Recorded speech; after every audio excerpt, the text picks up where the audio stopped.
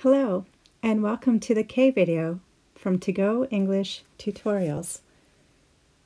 The letter K sounds like K, as in the word kangaroo. The kangaroo can kick. The kangaroo can kick.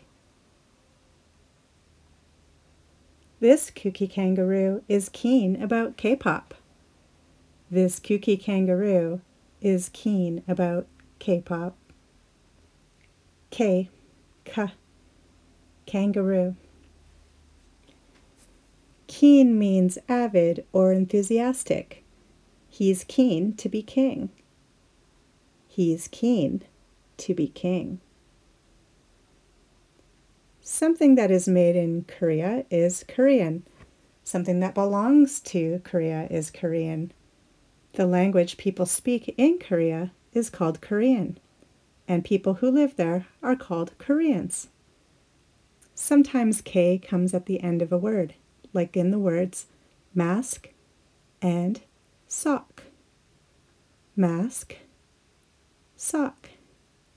Or my favorite word has two K's in it, muktak. Muktak is a favorite traditional food of the Inuit people made from whale blubber or fat. Muktak is a very traditional food in the north. Sometimes K comes within a word, like in the word skin. Skin is the thin layer of tissue that forms the outer covering of human and animal bodies. Skin. The snake sheds its skin. Sometimes the K is silent when followed by the letter N. KN sounds like na. The silent K is in the words new, night, and not. New sounds like new.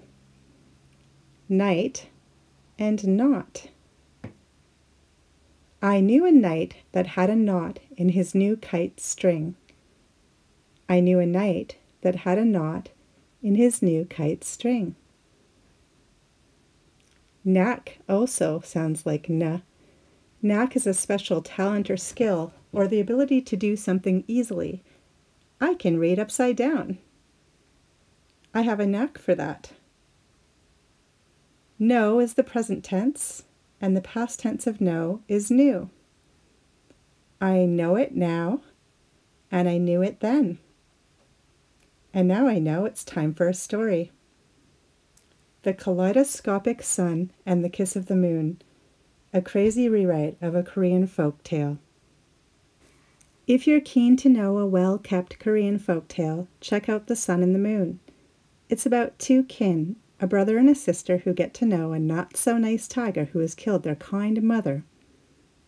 Today I'm keen to rewrite this tale, keeping to words that start with the letter K.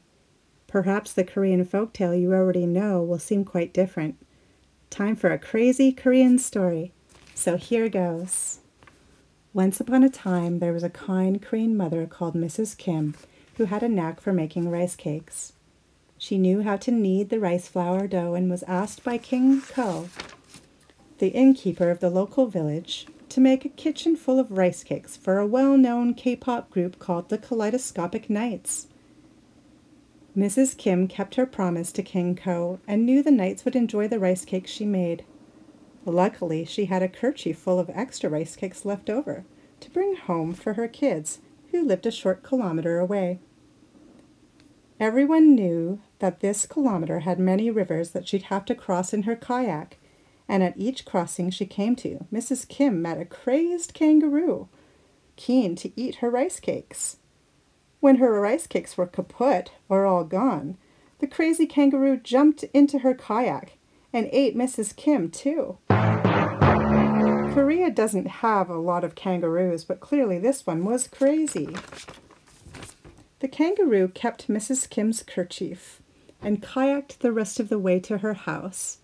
The kangaroo knew that Mrs. Kim had kids at home, and he was going to knock on the door, pretending to be kind Mrs. Kim. Knock, knock, knock went the knuckles of the kangaroo on the hanok door of Mrs. Kim's house. Mrs. Kim's youngest kid, Go-mi, who was still in kindergarten, was about to turn the doorknob when her older brother Kunha told her stop. Then the kangaroo kicked the door really hard, so Goatme and Kunha ran and jumped out of the kitchen window. As the kangaroo kicked open the door, the kids crept past some kittens and climbed a knobbly tree using their hands and knees. The kangaroo grabbed a kiwi snack, then jumped out the kitchen window behind them. The kids were nearly at the top of the tree, and the kangaroo was using the kerchief and some large kicks to follow them up, but he kept slipping down. The kangaroo asked the kids, "How did you climb that knobbly tree?" And they replied, "Just put some ketchup on your hands." The kangaroo put ketchup on its hands and fell down even more, but heard the kids laughingly say, "The kangaroo forgot to use its kneecaps to climb up the tree." With 2 killer kicks and the use of its knees, the kangaroo was catching up to them. Keen to live, the kids begged for 2 kites with knotted strings to drop down from the sky so they could cling on like koalas to get away from the kangaroo.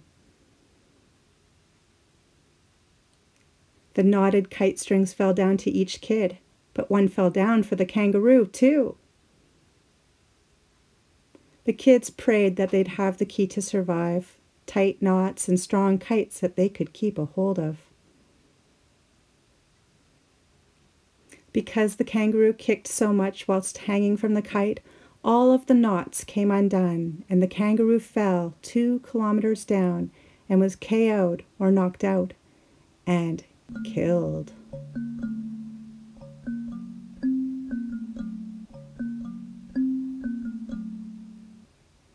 The kids floated up to a kingdom in the sky and were knighted to become the kaleidoscopic sun and the kiss of the moon. Because Kunha was afraid of the dark, he chose to be the kaleidoscopic sun, and the kind-hearted Goatme became the kiss of the moon, as she knew all about the stars in the night sky. And that's the end of this rewritten, kooky Korean tale, told about a crazy kangaroo instead of a tiger, and a kind Mrs. Kim, whose kismet was to forever kayak after the sun and the moon to find her kids. The end. Keep studying English, and thank you for watching To Go English Tutorials. Please like, share, and subscribe.